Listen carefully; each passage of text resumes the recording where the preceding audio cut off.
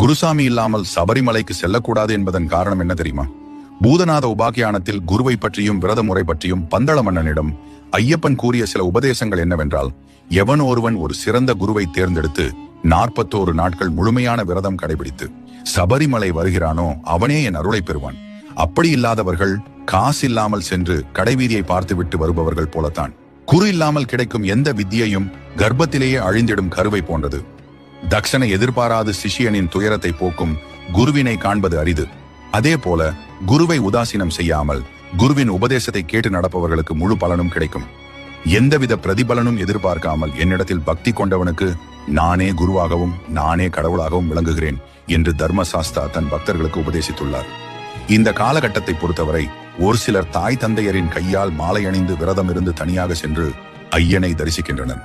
எதுவாக இருந்தாலும் முறையாக விரதம் காத்து மலைக்கு சென்று ஐயப்பனின்